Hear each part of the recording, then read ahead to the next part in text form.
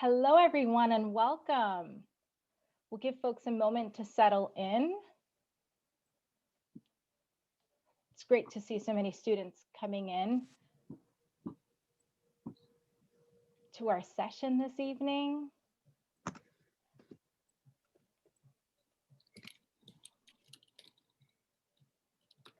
Awesome. So I think we're good to get started. Hello again, everyone, and welcome. My name is Karen Vargas, and I serve as Dean of Admissions at Wake Forest University. I use she, her, and ella pronouns, and I'm humbled to serve as your moderator for today's session, our last session of our yield experience. As you begin to settle in, let's take a moment to welcome our colleagues. I'll start with my colleague in admissions, Ariana Weaver, class of 19. Ariana will be serving as your Q&A support person. She'll be working behind the scenes to make sure that you have everything that you need. If there are questions, if there are folks you need to connect to, she'll be the person to serve as your liaison. And then this is the first time that we're doing this virtual session with our students. And so we invite you to utilize the Q&A functionality throughout the entire session. Go ahead and submit those questions to us. We want to make sure that we get to as many questions as possible. Now, we are thrilled to share more about the Wake Forest experience and the Wake Forest journey and how we're able to support our students' success and academic excellence experiences. Our guests today are esteemed members of the Wake Forest student government. I've had the privilege of working with them over the past year in a variety of different capacities, and I'll allow them each the opportunity to take a moment to introduce themselves. Miles, we'll start with you. Absolutely. Good evening, everybody. My name is Miles Middleton. I'm currently a senior at Wake Forest University and the student government president. I'm a politics and history major, and I'm from Amityville, New York. And Allie? Hi, everyone. My name is Allie Swartzberg. I am a junior. I am from Franklin Lakes, New Jersey, and I double major in politics and anthropology. I am currently the Speaker of the House in student government, and I am the upcoming president. So when you get to Wake, hopefully I'll be the president next year. Very exciting. Pilar? Hi, everyone. My name is Pilar Godello. I'm currently a sophomore at Wake Forest, originally from Portland, Oregon, so a little further away. I am majoring in politics and double minoring in psychology and global trade and commerce studies. And I am a member of student government and the diversity and inclusion co-chair for the committee. Fabulous. And last but certainly not least, Dan? Hi, everyone. My name is Dan O'Connell. I'm a freshman here at Wake. I'm from Wyckoff, New Jersey, which is surprisingly right next to Allie, even though we don't know each other. I'm majoring in economics and political science, and I'm minoring in music. Wonderful. I appreciate you all so much. I know we are approaching the end of the semester and lots of different things requiring your attention. And so again, we appreciate you spending some time with us tonight. Now, over the past several weeks, our admitted students have submitted a number of questions to the Office of Admissions. And what better way to conclude the webinar series than to have a student-to-student opportunity? And so we'll begin with the top 10 questions students have submitted during the month of April. And we'll try to leave a little bit of room towards the end, maybe 5 or 8 minutes, to answer live questions through the Q&A feature. Our session will formally conclude at 7:30, so let's get started. Now, I'll direct these questions to 1 or 2 students, but feel free to add your perspective, any additional information that we might have left out. But Miles, I'll go ahead and get started with you and just simply ask, what is SGA and how do you get involved? What are the benefits in joining student government and how early can students begin that journey once they arrive at Wake Forest? Absolutely. So I've been in student government for the past 4 years. Ever since I was a freshman, I got involved when I lived in Johnson. We got 2 other members here who lived in Johnson. Pilar, sorry, you left out here. But, I started off in Johnson and I really got involved because, of course, trying to center around, student voices and bring those up to administration. And I will say student government is a body of just elected and appointed students on campus that really try to achieve really, and I got to say this year has been really important for student government, because we have really been the centerpiece of really trying to be that transparent mouth for both administration and students so that we can kind of tackle a lot of things. Especially Ali and Pilar and Dan have been leading on that kind of front of just trying to get those answers to questions around COVID. And Dan has been especially helpful with that because he's a freshman here on campus, and having that voice was really important this year. So yeah, student government has worked with in the past, and definitely this year more so, but usually around here, we typically help out around campus with traditional events. Typically we're involved in a lot of different organizing events. So we typically do mental health week on campus, and more so we did this semester, we did food trucks on the lower quad, which was fun in of itself. We had I think over 200 students every week on Tuesday come out. So like trying to just do little events like that to get people outside. That's really what student government's about, and really trying to connect people to one another and make Wake home. We started off the semester with our first couple weeks here really strong, just trying to make sure everybody was comfortable.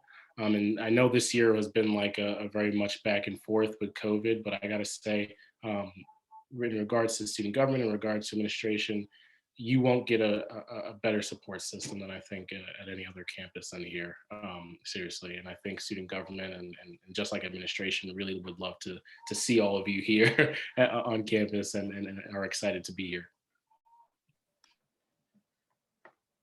And I think that certainly speaks volumes to your commitment to supporting not just the voice of the student experience, but really amplifying that voice in many different spaces.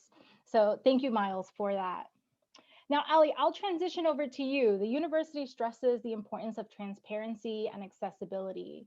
And so what specific initiatives and projects have you or members of student government been able to undertake at Wake Forest in regards to transparency and accessibility?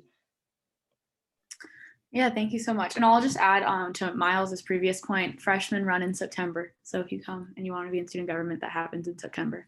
But in terms of transparency and accessibility, I've also been in student government since I got to Wake. And one of the things that I've seen grow in the last 3 years is this really big student-led push to help keep other students both informed and then also elevate their voices into decision-making. And so specifically how that happens this year, I'll speak to as an example, we implemented a way to push out information on social media to students as a student government, and to work with different offices on campus to say, hey, we have this information from you, is it accurate, before we go post it on social media, and be able to kind of put that out, because we know that sometimes students maybe aren't following insert X office's Instagram here, but maybe they're following ours, and we can tag other people and repost it. And so kind of building that network of students to reshare information as in creative ways, which has been really helpful. I think because of COVID, we actually started doing our meetings over Zoom, and that allowed us to live stream to YouTube. So all of the information that we share in student government is available on the internet in perpetuity, so students can see what we're doing every week. We do frequently like collect constituent concerns from students, and those are just a couple examples of what we do, but really it's just a consistent effort in trying to find creative ways to bring in student voices and then bring back to students what we hear in a timely fashion. I will say Pilar has been one of the driving factors behind all of that. She is certainly one of my favorite advocates for students on campus. So I feel like a proud mom because she was my committee member when I was a committee co-chair. But that's just a couple examples.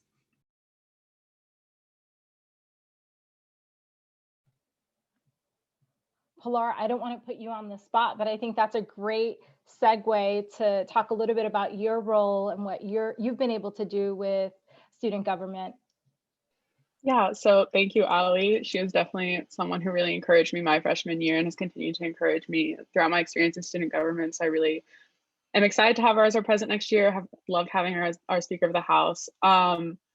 As diversity inclusion co-chair, a lot of that comes in forms of response and helping students really gain the transparency they need, especially after last summer with the Black Lives Matter movement and a lot of the protests going on. in response to George Floyd, Ahmaud Arbery, and Breonna Taylor.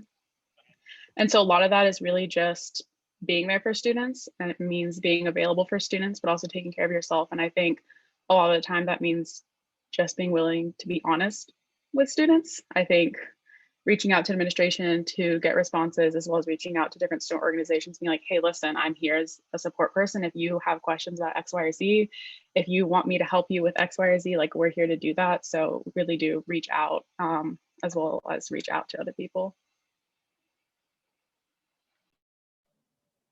Wonderful. Thank you so much. A question that we often get from students throughout the entire process, not only throughout the month of April, what is your favorite Wake Forest experience? And so I'll actually ask Pilar and Miles to answer this question, so that the perspective from a first-year student and then a graduating senior. What's been your most memorable Wake Forest tradition and something that you'll hold and cherish dearly? So my favorite experience has actually been Project Pumpkin. So that is kind of a Halloween themed event we do. And so basically what happens is a bunch of different organizations host like a table. And at that table, they give out candy and have like a little activity, and kids from the Winston-Salem community come to Wake, and they kind of get to meet all of us, and we get to have fun with them, and we all get to dress up, and it's super fun. And it kind of bridges a little bit of the gap between like the community and Wake Forest, and kind of connects us with people that we're constantly surrounded with, and support them and give them some fun. This is tricky. Well, Pilar took Project Pumpkin, but I would say Hit the Bricks is one. I'm limited to two. Hit the Bricks is one. So that in that event, I think there are a bunch of organizations are allowed to sign up around. I think it's around cancer research. I believe, correct me if I'm wrong. But we collect money through Hit the Bricks, and people do laps around the quad, and people like run like an obscene amount of laps on the upper quad near Waite Chapel. If you've ever been to the campus, and just run around the quad, and people take in your laps, and there's a winner, an organization that wins at the end. It's really when COVID wasn't a thing. Obviously, this was like a really big event on campus, and a lot of people came out, and it would be like a packed out quad. So like, if hopefully when we get there, hopefully you'll be able to see that. But they did a great job this year with the Hit the Bricks this year, just trying to do that virtually / a mix and mingle of like both on the quad and obviously virtually. And then my other favorite event is probably Love Feast. It happens in December, probably closer to Christmas. It's like the week before we leave to go back home for Christmas, before finals of the fall semester. And everybody gets into, this year was virtual, of course, but when we're not virtual, it's usually in Waite Chapel. It's really big. A lot of people go to it, and it's pretty much a celebration of Christ, and obviously the Christianity part of it for Christmas. So I think it's a really great event. Those are my two favorite ones for my freshman year, and then obviously continuing on. So yeah.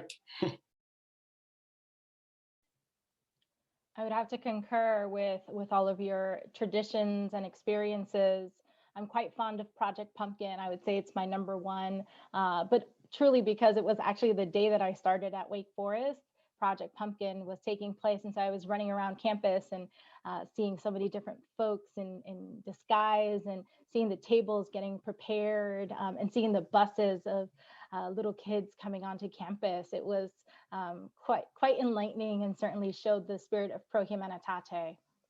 Let me pivot a little bit and ask Dan to share a little bit more about what it's been like on campus this past year. We've certainly seen the impact of COVID in a variety of different ways. And I think for parents and students, they've been asking, what has it been like on a college campus during COVID? Have students had the opportunity to engage with one another? Are students able to leave their residence halls and experience a traditional college campus experience, or has it been a bit more secluded? So if you could speak a little bit to that, that'd be great, Dan. Yeah, so first to start out, for any prospective students, if you're a little bit freaked out, that's perfectly okay. I was very scared on my 9-hour drive down to Wake Forest. It's just all these circumstances are so unforeseen, people have never done this before. So it's okay to be freaked out. But what I'll say is that Wake Forest has done probably the best job at giving you a somewhat normal freshman experience as any other school I've heard. I have friends all over the country, and whenever I talk to them, I just keep thinking back to myself, wow, I can't believe Wake Forest has been able to make me feel as connected to a community where, you know, a good portion of my classes have been online. The nice thing that Wake has done is they've set up tents all around the campus where you can sit out, do classes, eat, and, you know, just talk to people. Even with social distancing, there's still like a rousing sense of community on campus. You know, people are outside, they're talking, they're keeping their distance, but trying to make friends with each other. And there's definitely also a sense of community within the dorm halls. I know Johnson has a very near and dear place in my heart right now. You know, it's a very special hall. So hopefully you go there. But yeah, I mean, overall, it's been about as good as it can get. And I imagine it's only going to get better. And let me add a quick follow-up, Dan. How's the food been like during COVID? Many students are asking, you know, have you been able to not just enjoy food, but break bread with one another and continue those conversations that are happening inside of the classroom and in the first year experiences, beyond that into not only the residence halls, but also in the dining facilities and so on? Yeah, so there's been a lot of breaking bread over Chick-fil-A sauce outside on the quad, you know, talking about economics or political science and eating some fries. So that definitely has continued. It might not be inside the pit, but the energy is still there outside, just outside.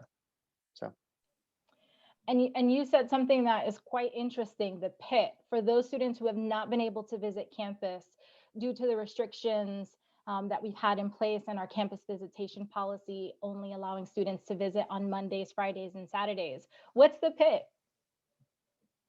that is the dining hall here on campus. Everybody thinks it's weird that every time we talk about it, we just call it the pit. But I mean, I haven't said the word dining hall in months now. It's just the pit. I appreciate that, Dan. Ali, I'm going to switch over to you and just ask you, maybe you can address a little bit about what's to come for the next admissions, my apologies, for the next academic cycle. Students, as they're navigating the complexities of this process and as they're selecting their home for the next 4 years, are asking, you know, will it be hybrid, remote, in person in the fall? What will the campus experience feel like? Will athletics continue to be a prominent part of the Wake Forest experience? Maybe you can shed a little bit of light as you've been a part of those decisions and at the table with many of those conversations. Yeah, absolutely. I can do my best, which I guess is what we're all doing, given that so much is changing every day nowadays. But I think there's a lot of hope for next year. We're already seeing a pretty critical mass of students getting vaccinated or having antibodies, and you know, going into the fall, that number will be close to everyone at Wake, and so that really bodes well for all of us. I'll say that this semester, half my classes have been in person and really fantastically in person. Like it almost feels like normal again. So when it comes to classes and academics on campus, I think the goal is to have as much of campus be in person as possible next year. What exactly that looks like is still to be seen, but we'll try to be in person, you know, still having that opportunity to build relationships with your professors, which is why I picked Wake in the first place. And I'm sure why some of you are considering Wake. In terms of like social life, we're keeping there's fire pits on the quad right now, and those are going to be staying for the next semester. So there will be that outdoor space for camaraderie. I'm personally trying to see if we can get some food trucks back on here on Tuesdays, because those are free to students and you get to just kind of go get some free food and hang out with your friends. And with the vaccine, you know, more of social life will be coming closer to normal. We'll be able to have more events. Yesterday, there was even like a comedy show from the Little Team Banshees, which is another club on campus. And everyone was sitting on like picnic blankets on the quad, and there was a big stage set up, and there were so many students out there. It felt almost like normal. So we're certainly getting back to that sense of normalcy. And like Dan said, even when it has been a little bit less than normal, I've really been happy to see students coming together and building that community in creative ways. But I would say probably classes in person, outdoor spaces, club events, closer to what you probably are expecting from your college experience. I'm sure that's refreshing to hear for our students and their parents as they're navigating this process. I'll ask you all to take a moment to ponder this next question and really think about the changes and the challenges of this past year, and maybe what's one or two events that you felt really connected to and that you felt, gosh, this really helped to bring it all together this year across the campus experience.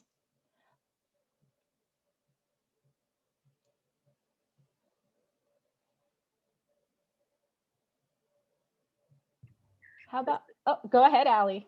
This is kind of a small thing, but so the food trucks happen on Tuesdays, and student government kind of hosts the event. And this Tuesday in particular, we had 3 food trucks and like so many students, I think probably upwards of 300 students. And so I texted in the student government chat because we weren't prepared to have that many people. And I was like, hey, can I have some more help out here? And all of a sudden, like 6 different students showed up, and we had this whole little cohort of people. And normally we only get to meet over Zoom. And so there were a bunch of us like sitting around eating the food truck food and kind of making sure everything was organized. And then we ran into friends on the food line, and then they came and sat with us, and we ended up having this like massive picnic in the middle of the quad, kind of by accident, really last minute, which just felt so like quintessential normal college, because I'm so used to like the last 2 years, you run into people while you're walking and you stop and you chat, and then their friends stop, and then all of a sudden you have this big group of people. And so I really enjoyed that this week, even though it wasn't necessarily like a planned event. Dean Vargas, can you just repeat your question? Because I have an idea, but I just want to make sure I'm on the same line and same path as yours. Absolutely. And so knowing this past year, all the changes and challenges that students experienced on campus, what types of events did you feel connected to or that were hosted on campus that you thought, wow, you know, this really kind of brings the Wake Forest experience together for you? And Allie, I have to say I'm with you, because food and food trucks, right? They call my attention, and it's a wonderful way to not only build community, but really think about as a community the different types of experiences that we can share, even if it's not common to us either in our home experience. I had never experienced a food truck until I came stateside. And so that was such a foreign thing for me. Whereas for me, you know, eating at a little restaurant, you know, off the beaten path was the thing that my family and I always did. So it's wonderful to know that food brings folks together. Does that help, Miles? Absolutely. So if I could, I'll go back to like the way beginning of the semester. It wasn't really an event, but it was myself, Allie, I think a couple other people. And so our advisor gave us, he like texted me out of nowhere one day, and he was like, hey, we have like 500 or so like boxes of ice cream. Can you guys hand them out? And we were like, I don't know if we can do that just by walking everywhere. But then he said, okay, we'll give you a golf cart. So what happened was we got a couple of our people in student government, and I got my speaker. I brought my speaker onto campus, and we went around in the golf cart and just started handing out ice cream to people. And it turned out to be one of the best things that people have ever like witnessed on campus in like their first 2 weeks, because it was now an event on the Cork app, which you all will know soon. It's like an app where you have all your events for like Wake Forest University that are going on in the week. But then it became like an official event. And then people were like, we stopped doing it for one day, I think on Friday. And people were so upset because they were like, where's the ice cream? So that was like one of those events that I was just like, man, that's just that I'll never forget that. That was really funny. It was really awesome just to have people out there and like, you know, just make it really welcoming for people. More importantly, we were out there for like 3 hours. It was like crazy, from like 8 to like 11. I was like, we got like no sleep. Mind you, this was all happening on like Friday and Saturday nights at like 8 to 11 p.m. with just a bunch of like kids on a golf cart. It was so funny. It's a mess. Ali already briefly mentioned it, but I think another event that is really amazing and kind of like encompasses a Wake Forest spirit is the Lilting Banshees, like comedy troupe slash show. So their first show that I ever saw was one that they do during pre-orientation or during orientation for freshmen. And they kind of are like introducing Wake, and they do it through like comedy, make a bunch of jokes and like stereotypes about Wake and kind of joke on it. And it's really fun to just kind of get that perspective of Wake and like see where everybody's coming from. And then they had a show last night as well on the lower quad. And it's just like a really fun time because you're around everybody and you're laughing, and it's just like a good opportunity to like meet people, but also just kind of have a good time and not think about all the other stresses that might be going on. So I think comedy is always a really good relief for anyone. And so if you have the opportunity, I would go whenever you get the chance.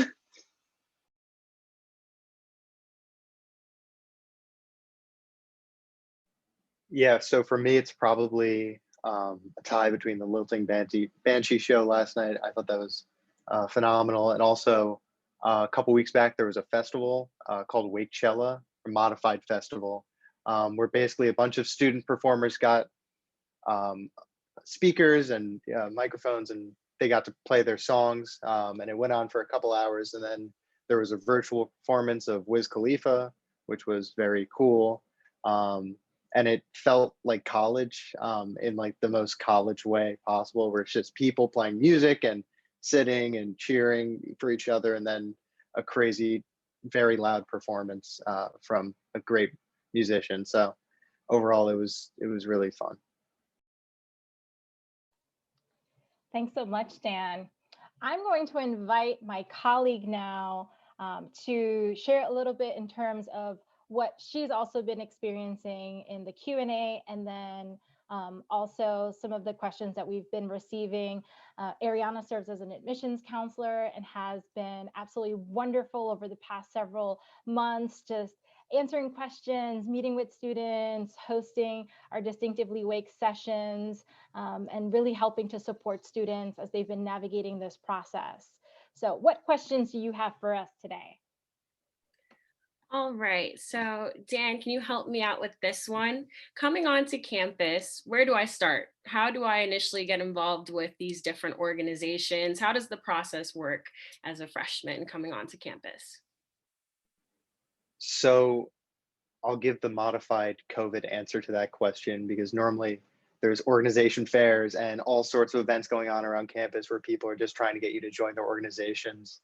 But basically the way I went about it is every time I saw a poster, there's posters everywhere. There's hardly a wall without a poster in Wake. It's the one thing I've noticed.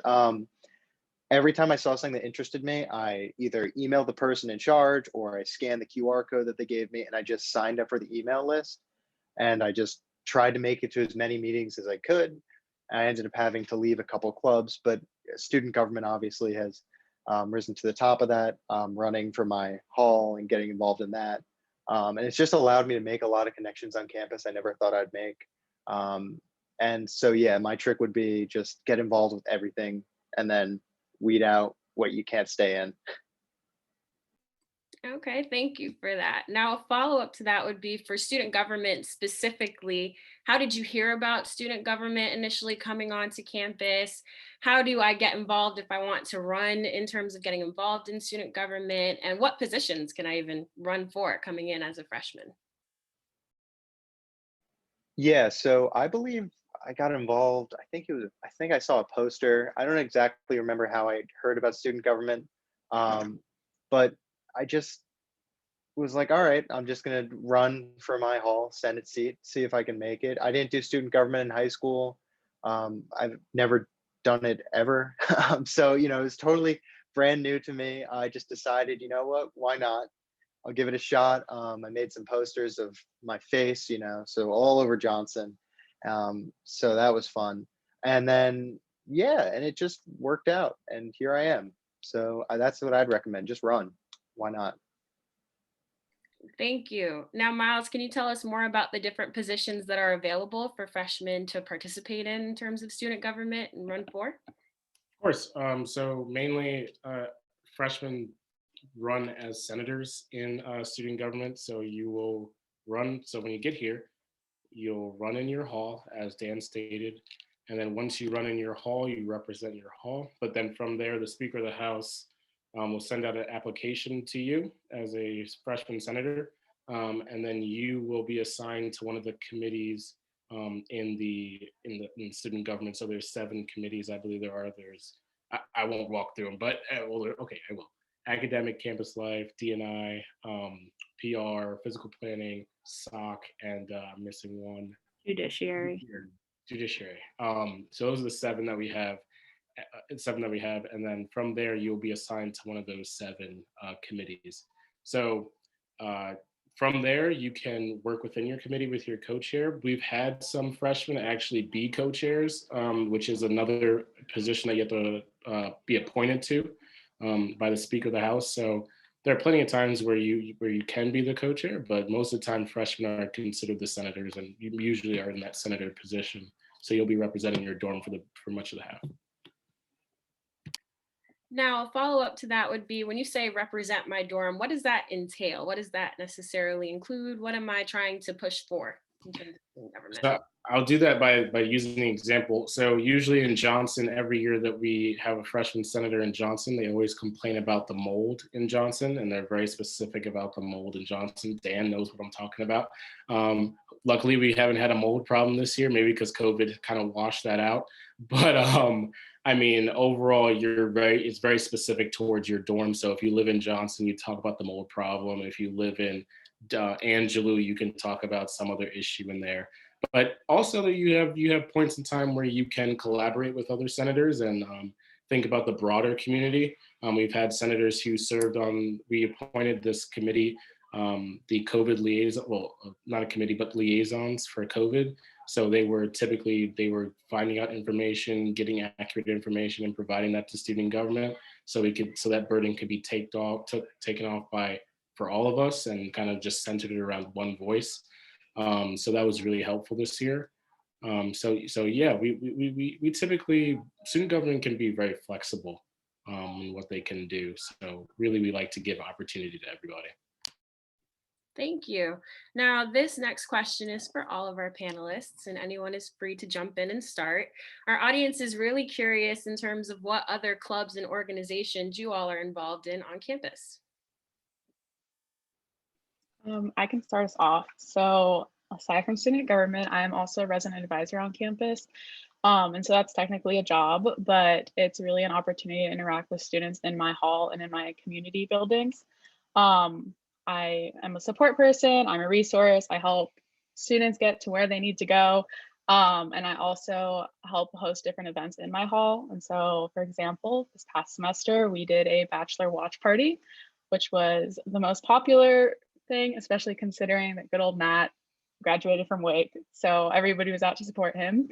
And then I'm also involved in a couple different things, including Peers, which is from the Office of Wellbeing. And we kind of do outreach around wellness and health for yourself. And then I'm also involved in this group called the Sexual Health Working Group. And so what we do is we provide sexual health opportunities and access to different things like condoms and stuff on campus. And so just is a good opportunity for people to get the resources they need to stay healthy.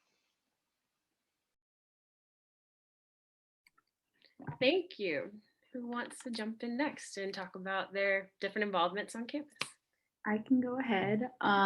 So I'm in student government, obviously, and the Speaker of the House, as Miles kind of alluded to, is a big job. So that took most of my time this year. And I'll be the president next year, so I presume that'll also be a pretty big time commitment. But outside of those 2 jobs, I am one of the student coordinators for Spark, which is a community service pre-orientation program. I would encourage you to sign up for it, or a different pre-orientation program, because they're fantastic. And then basically what Spark does is we work with community partners to kind of serve our local community, and then also to build relationships with freshmen, students, and upperclassmen, and do kind of a mentoring thing. So I really love that. I'm also in Delta Zeta, which is a Panhellenic sorority. And then I do a lot of work kind of with the Panhellenic Council as the Delta Zeta rep, and then with the fraternity and sorority life as a Panhellenic rep. So I kind of do that high level stuff. Nice, thank you so much. Dan, would you like to jump in here next and tell our audience what you're involved in on campus aside from student government? Yeah, absolutely. So I'm also involved in an organization that's fairly new. It's called SLG, which stands for Sustainability Leadership Group. And if you're coming to Wake, you should definitely apply for it because they're looking for their class of 2025. It's basically just a bunch of incoming freshmen who are sustainability and leadership minded and trying to promote that around campus. In addition to that, I'm also in the music department here. I play in the wind ensemble as well as the flute choir. Um, and it's just been a great experience overall. Thank you so much. Miles, what about you? What are you involved in on campus? I know that you have a big role as president, but what else are you involved in on campus, if anything? Yeah, thank you, Ariana. I am also the battalion commander for the Army ROTC program here on campus. So after graduation, I'll be an officer in the Army, and then that'll be my career. But then also, I pretty much am just freshman year, I was in a number of different organizations, some that I shouldn't have been in, some that I should have been. As a freshman, try everything. I would say that, but make sure you simplify as you go down what's really your interests. But really, those are my two main organizations that I've really focused on the past year or so. Thank you. Now, following up to that, you mentioned really trying everything. How do I, coming in as a freshman, make Wake Forest my home? What would you suggest starting with, and how do I condense that down? What did you do? What was your approach to it? I would say my approach to condensing that down was pretty much like I said, pretty much was finding my interests that I really thought were key to moving forward. So anything that had to do with leadership, I enjoyed. Anything that was something that was challenging, I enjoyed. Organization, there's a bunch of different organizations that are around leadership, but finding the ones that will really push you and challenge you are the ones that I was really looking for and really were kind of towards my interest. Like Dan, I mean, if you, as like the sustainability group, if you're into the environmental sustainability side, I recommend connecting with Dan and trying to get that, kind of get that started. And then most importantly, if you're interested in sorority and fraternity life, you can ask myself, you can ask Allie about that. So, I mean, there's a bunch of different things that, we all do, but as time goes on, you learn, as time goes on, you learn to prioritize what organizations are best for you. I mean, I would say that as a start. Thank you. Now, Pilar, what are some things that there are to do in Winston? What are your weekends like? What can I do? What's Winston-Salem like? So my parents actually grew up in Winston-Salem, so this was partially my home. And I will be honest, I'm a foodie, so I love to find the little nicks and crannies of good food in Winston, and there are a lot. I would say going downtown, we have a shuttle that goes downtown. We have a downtown campus. And so taking advantage of that and just going to study for the day and then exploring downtown and seeing what there is. There's also a little park there, which is really nice, especially when it's nice out to enjoy. I think on the weekends, it's always a good break from campus to kind of just let out some time. There are definitely a lot of places to eat. I could list a lot of them that I like. I'll start with a few. There are places like Yamas, there's Thai Harmony downtown. There's this one barbecue place that I swear by. It's called Little Richard's, and it is probably some of the best barbecue I've had in Winston-Salem, and I've been going there since I was like 6 years old. So that is definitely one of my favorites. But outside of food, there are definitely a lot of different things, especially on campus, that connect you to that. For example, there's an outdoor pursuits group, and they kind of plan weekend trips to kind of enjoy the nature side of Winston-Salem. There's Pilot Mountain that you can go hiking at. There's a lot of just different opportunities. Like Miles said, just jump in and see what you like. Campus is really good at connecting you with things to do on the weekends, so definitely take advantage of that. Thank you. And I'm so glad that you mentioned outdoor pursuits. Senior year was actually the first time that I went kayaking, with that group with my friend. And we were the only group to turn over and flip over the kayak. The first in history in terms of being a student-led group going down the Yadkinville River, but actually a really great program. I would always recommend getting involved with that. There's a bunch of things to do in Winston, and you just have to explore to find those different things out. Now, Wake Forest is definitely known for our student-professor relationships. Allie, can you talk to us more about a specific student-professor relationship that you value, and how I can get connected as a freshman to a professor. How do I go about it? How easy is it to get involved and connected with professors on campus? Yeah, so I want to start with like a little story. The reason I picked Wake is because my mom went here. And when my mom was a senior, she took a common law class in the politics department with a brand new professor named Dr. Harriger. And Dr. Harriger was teaching a class when I was a junior in high school, about to be a senior, getting ready to interview at Wake. And she let us come sit in on her class, and she knew like everything about my mom's life for the last 30 years. And she was so excited to welcome this student back onto campus 30 years later. And I ended up doing my interview, deciding like that was it. I was going to pick Wake. First couple weeks of freshman year, I ran into Dr. Harriger, and she was like, "You're Pam's daughter. Hi." And I was like, "That's me. Hi." Super nervous as a freshman. I am now in that class that I shadowed currently. Like I have the exam next week. And every time I talk to Dr. Harriger, she asks about my mom.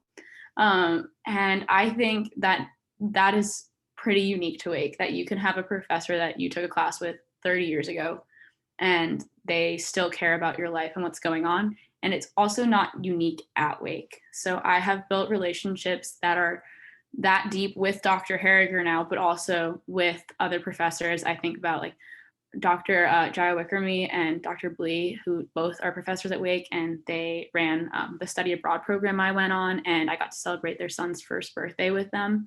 And like, that's a really cool experience. I've been to Christmas dinners at professors' houses. So all of that to say that this isn't just like a trope, this is actually a real lived experience. And I think all of us could probably tell, 100 more examples of professors we've built these relationships with. How do you do it? I would say go first day of class 10 minutes early and say, "Hi, my name's whatever your name is." Or stay 10 minutes after class, or ask a question on your way out. Go to office hours. If your professor is just really cool and you're taking a divisional and you don't want to major in that, but you just want to talk to them, like go talk to them about it. They're people. I've had professors that have taught like a single divisional that I've ended up working in their lab, and I'm like, not like, I'm a politics major, we don't have labs. Like, so just definitely take advantage of those opportunities to have these conversations. Ask your questions. If you see a professor who's doing something really cool and you're not taking their class, send them an email. And that really, like, it's hard to turn around at Wake without finding a professor who cares about your well-being and your goals as a person, not just a student. So just take advantage of the professors, because they're everywhere and they're fantastic and I love them. Thank you so much. And I can agree. I love Wake Forest professors as well. And even 2 years later, I'm still connected with a good few mentors that I have and that I've gained in the classroom as well. So definitely a unique and special place. Now, Miles, can you answer this next question for me? What do you think the university's top priorities are over the next 10 years? And Ali, you can jump in as well. Absolutely. So actually, we are in a big transition year for Wake Forest University, as President Nathan Ohatch is leaving us and retiring. And now we have a new president, Dr. Winty, coming in effective, I think, June or July. And actually, myself and Ali were able to meet with Dr. Winty early on when she first got the job. So she was able to list out a lot of her priorities. Let it be known she's a chemist, so hopefully her ideas around the situation with COVID will probably be more nuanced than a lot of the historical ideas of President Hatch. But I think in regards to the priorities, she did talk a lot about understanding the campus and just how that can reflect in her decision making. I don't want to put too many words in her mouth, but I think diversity is the big thing for us going forward. How can we continue that? Admissions has done a great job of working with students and doing that kind of work going forward. And the university with President Hatch has tried very hard and done a lot of great things to bring diversity to the forefront of his administration. And just hopefully that continues over the next 10 years. And especially, I think mental health is a big thing for students. Obviously, with COVID and all, we've seen where students have been, and sometimes we don't even know if students are struggling and can't get that help because there's just so many things going on around them that they just don't, they just can't take in all the time and resources to really breathe in some circumstances. So just trying to find that time, trying to find those spaces where students can feel comfortable to go outside. Obviously, get their own kind of space. I think that's very important. How can we create more community going forward, especially with the restrictions that are still here?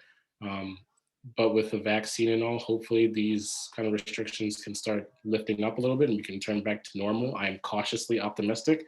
And I think going forward, with Ali at the helm of student government now, and I'm going to be the retired former president. I think we'll see a great transition with Dr. Winty, and obviously with the trustee coming in as well, who also is a student government member. Hopefully we can get that connection going forward, and those priorities that we just listed can just go forward as well. Yeah, I would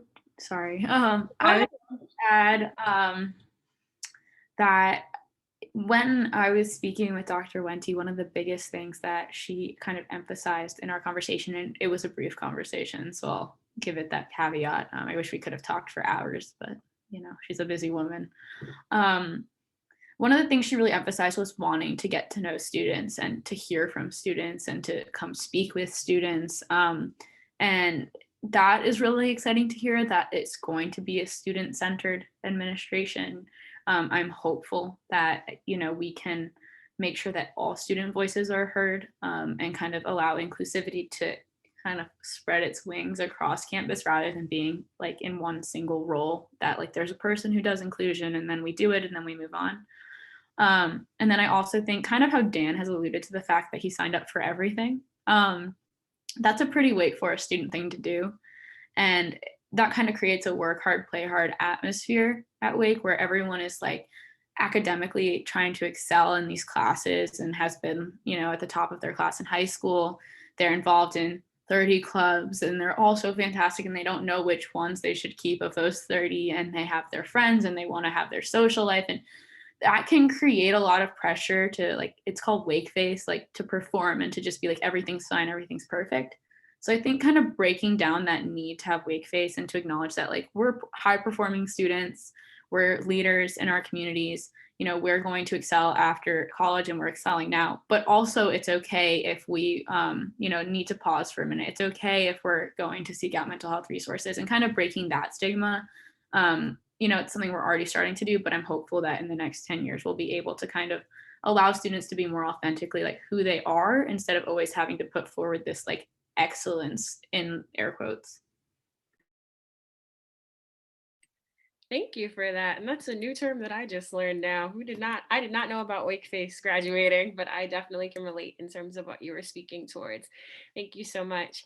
Karen or Dean Vargas, would you like to come back and talk to us more about the different Q&A questions that we've been having? Absolutely. Thank you so much. I'm always impressed with our current students and the many things that they're involved in, their experiences, and certainly sharing their authentic voice throughout this process. I'll ask each of our students to take a moment and think about when they were in this process and as they were making that final decision, and some of the influential factors that come into play. And in thinking about that, what advice would you give to students who are on the fence, maybe haven't made a decision, or still contemplating whether they want to be a student at Wake Forest? I think for me, one of the biggest things was to not overthink it. I think, like, to give you peace of mind, there are very few places that you are not going to enjoy your college experience. I just think that Wake brings a better experience. Biased, unbiased, we can argue that another time. But I think you don't need to overthink it. You're going to enjoy your college experience. Wake Forest is a great place to do that, and I really encourage you to really consider coming here. I think for me, one of the biggest things was just talking to my dad. He was a Wake alum. He loves sports. We are not the same person, I can tell you that, but it was nice to talk to someone who had been through Wake, who has had similar life experiences as me, regardless of how long ago it was. And so talking to people that know about Wake is always great. Coming to these kinds of things is always great, and getting to kind of hear it and kind of just feel it out is always a good opportunity to kind of make that decision.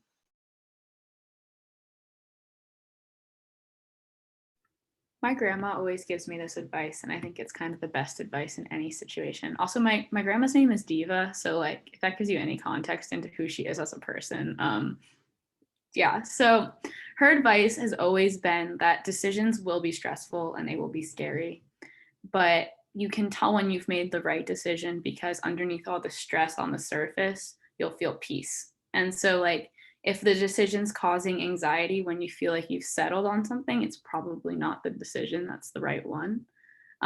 It might still be stressful, it might still be scary. College is a huge life change. But to just kind of sit and reflect on like who you are and who you want to be, because college is really the first time where you get to like leave behind how you've been defined in the past and decide who you want to be in the future. And just kind of knowing yourself well enough to know that like this is the place where I can do that. And Pilar's right, like you'll get to college and you'll have really awesome memories and you'll have harder days, and that's kind of part of maturing and growing through the college experience. But I always, when I'm making a hard decision, try to just look for the peace underneath all the chaos. And that's kind of where I go with. Maybe it's just going with your gut. Maybe my grandma's making it too deep, but that's kind of the advice I would give. Pilar and Ali gave really excellent answers about what's so great about Wake. But what I'll also urge you to remember is that the weather here is phenomenal. It is 80 degrees and sunny today. I'm from New Jersey. It is not 80 degrees and sunny there. I was thinking about going to school in Massachusetts. It is definitely not 80 degrees and sunny there. The weather matters, and it's just another one of the excellent things here at Wake. So I'll say, I, I I came to Wake really basically. I never told anybody this, so this is pretty interesting. And I'm not going to be ashamed of this at all. But so I got a 900 on my SAT, and I got a 18 on my ACT. So I know some of your faces are like, yeah, does that make sense? But in actuality, Wake Forest gave me a lot of opportunity. I gotta say, I gained a lot of opportunity here at Wake Forest University. Like for somebody who got a 900 on the SAT and an 18 on the ACT, there would really be no opportunity for me going forward in many schools that are in the top 30 of our country. So I really owe Wake Forest a lot to that credit. But I'm graduating from Wake. One, two, I'll have hopefully between magna or cum laude or in that circumstance. So I think when you make your decision between Wake Forest or any other school, I really want you to consider that I really don't think you'll get as much opportunity at any other school like Wake Forest University. I really gained a lot from this school, and you'll really get a good relationship with your professors and students. So really take that into consideration as well. Miles, I appreciate your candor and allowing yourself to be vulnerable in this type of space. Wake is an environment that really invites students to be intellectually curious, to be globally aware, to be civically minded. We're looking at moral character and development throughout the 4 years. We don't expect you to get it perfect, right? We know that you're young and you're impressionable and you will make mistakes, and we will be here to support you in that process. But if nothing more, Wake really speaks to that pro humanitate spirit, and it's woven throughout the tapestry across campus. And so knowing that we have students from so many different experiences, whether that's having someone who came to Wake, whether it's coming to Wake after being away for a while from the area, whether it's thinking about your experiences and joining different clubs and organizations, there's so much to enjoy and be part of the community. We're not defined by one aspect, but there are so many distinct pieces to our community. And so we invite all students. This is the true spirit of the Demon Deacon family. And we hope that we've been able to share and enlighten you all on what comes next. I'll conclude with one final question as we have 6 minutes before we end. And we'll end on a bit of a lighter note. Ali, you mentioned you're a politics major. And so I'll start off with you, because selecting a major in so many of the different areas can be daunting. Many students are challenged with, how do I pick one thing when I love so many different things? And being a nationally ranked research institution, but rooted in the liberal arts experience, there's so much to unpack. So maybe quickly, how did each of you select your major? And was there anyone who had an impact in that process, or anyone who helped you navigate the selection of choosing a major? So I came in fully intending to like study history and economics, which, just if you know me now, doesn't make a ton of sense. I mean, I still love history. Sorry, Dan, I can't do economics. But my first semester freshman year, I took a bunch of divisionals, and one of them was an intro to politics class, and one of them was an intro to archaeology class. And archaeology is one of the subfields of anthropology. Absolutely fell in love with both of those classes. Decided I was going to work in the archaeology lab because that was the thing that I could do and that my professor was letting me do. And kind of just decided like halfway through my freshman year, I was going to study anthropology and politics.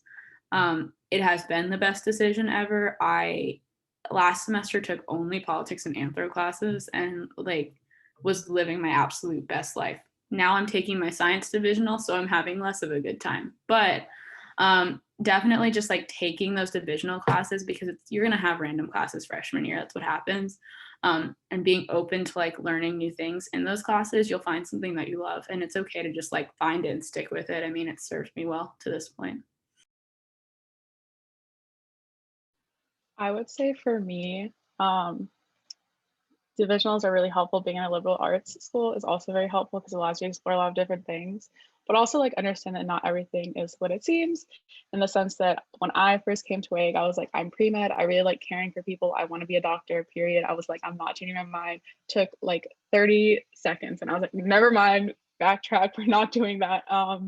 There's just like a lot of different ways to like explore your interests that don't necessarily follow like a stereotypical path. So like people like think like, oh, doctors are like very caring people, they want to help people. Being a politics major still allows you to help people. There's still opportunities in other majors to help people. And I think like that's something that's important to consider, is like your major doesn't mean that you can't do things you're interested in. It's just an opportunity to explore in different like subfields and areas that you may not necessarily consider before. So I think like that's what kind of helped me like make that decision. Oh, I forget, Dan hasn't picked his major. But I knew what I wanted 100% when I came into college, so I'm kind of useless, I guess, on that sense. Yeah, I tell people economics and poli-sci, but I haven't declared yet. I don't have enough credits.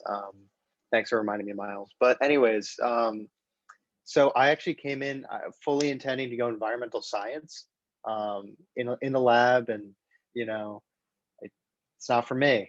I really love the environment, so that's why I'm doing economics and politics, so I can work on policy. But it's just being in the lab is not where I thrive, even though it's where I thought I did in high school. And Wix kind of helped me to figure that out, even in my freshman year. So.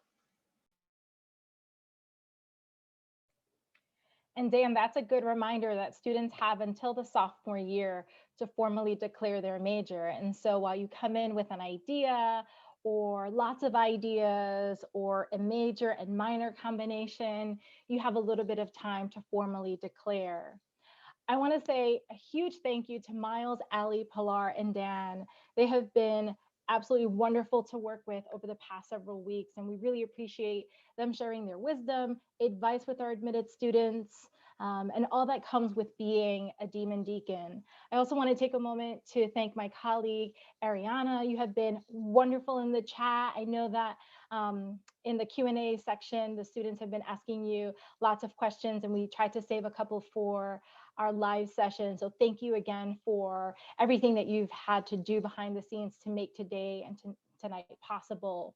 As we come to a close, before we depart, I do want to take a moment to celebrate our admitted students in the class of 2025. This year has been plagued with numerous challenges, yet you continue to persist and show a high level of intellectual curiosity, a strong sense of global awareness, and most importantly, the true spirit of pro humanitate. You heard it here from our students. We are a community and we invite you to be part of our community this coming fall. Now, we hope that as you continue on this journey, you'll be able to call Wake Forest home over the next 4 years. You have until May 1st to make that final decision. Thanks again for joining us all and have a wonderful evening.